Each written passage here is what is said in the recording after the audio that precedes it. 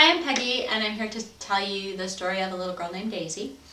In 2006, I lost both of my parents and some good friends. I was depressed, feeling sort of lost. I spent a lot of time praying, asking God for healing, for direction in my life.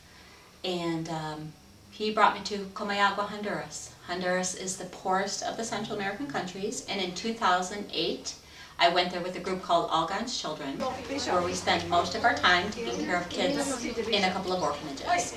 On Friday we went to the brickyard, which is a poor village where men and women make roof tiles and bricks with their bare hands from mud.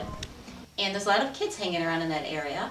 They'll normally engage with you. There was a little girl kind of squatting off to the side of the road. She was very dirty, she looked sad, maybe like she was ill. So I went over and asked her name. She didn't respond. I asked if I could take her picture, and she looked up only with her eyes, and I snapped her photo.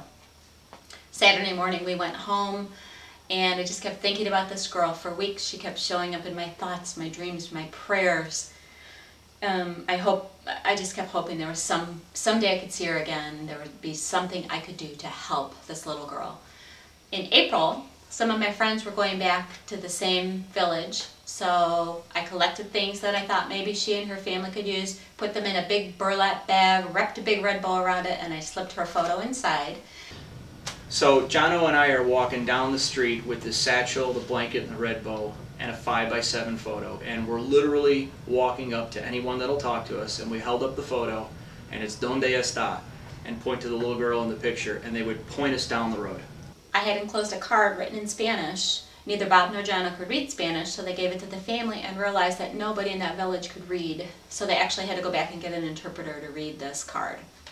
In 2009, I returned to Honduras. My friends and I were walking down the same village in search of Daisy. This time they brought her to me, and we went walking to her house, walked her around the corner, and there are two nuns standing there in full garb from the Order of Mother Teresa.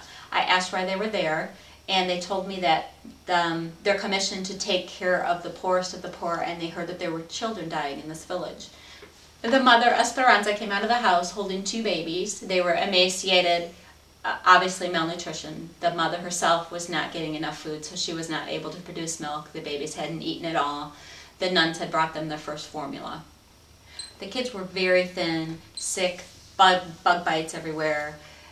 In this very small home, there were 10 people living, 7 children, the mother, the brother, the father, dirt floor, no water, no electricity, not a speck of food in sight. So we left there. I left there brokenhearted.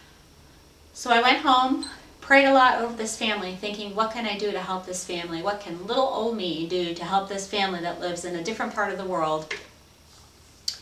And I kept getting back, school. Get those kids in school. I'm thinking, boy, if I could do that. I didn't know if they had the resources to go. I didn't know if there was a school they could go to, or if they were even interested in going. But I prayed a lot, and when we went back to this village in 2010, I went to find the family and got to Esperanza's home, and I said to her, Esperanza, ¿qué puedo hacer para ayudar tu familia? What can I do to help your family, Esperanza? And she said, I'd like my kids to go to school. So I asked her if there was a school she could go to and what the kids needed in order to be able to attend, and told her we would do what we could.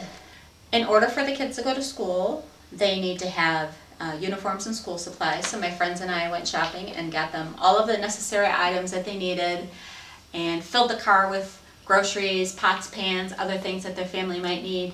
And we came back to the village. It's 2 or 3 in the afternoon.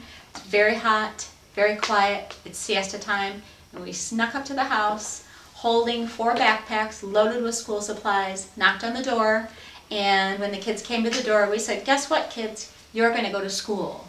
And gave the kids the bags, and they held those bags jumping up and down saying, Escuela, escuela, escuela, school, school, school. They were so excited that they were going to get to go to school. They did not even look inside the bags. They just kept saying school. Oh, this is Daisy. In April 2010, some friends went back to the village, and when they came back, they brought me video of the family. The family looked really healthy. The kids' hair was shiny, they were clean, smiling. Find out if the boys are in school. And a friend asked Esperanza if the kids were in school, and she said yes, all 4 of them are going to school. Also, the group that went out there to see the family had brought 25 bags of groceries and shared them with other families in the community. The community looks so much healthier and happier and seems to be thriving. I know for sure this journey is not over yet. It's probably just beginning, but I just want to share that if you feel like the little thing that you do, whether it's in your own neighborhood, your own community, or in a different city, somewhere far away in the world, whether you give somebody a coat, whether you smile or just spend a few minutes with somebody, it's never too little. Any little thing that you can do can turn out to make a world of difference to somebody else. So don't ever doubt that little voice in your head. Be open to it, and remember that that little thing you do means a lot to somebody else. I came in a little bit later in the story, towards the end, when we bought the school supplies and were able to get Daisy's family to school and to walk into this house, a 12 by 15 home with one bare bulb, with a dirt floor, and to see these kids ecstatic. In the brickyard, you see a lot of hopelessness. You can look in the people's eyes and just see hopelessness. And to see the joy and the exuberance in these kids' faces, to think that they are going to school was just incredible. To be able to supply them with what was probably several months' worth of food on that day, and to see the mother just almost tear up, and to have prayer with them. What an honor it is, again, to be involved in something like this. And I just really thank the Lord for the opportunity to be in Honduras, and if for no other reason to go back there again and to see this family and to see how God is working in this family's lives through us and through our churches is amazing for us.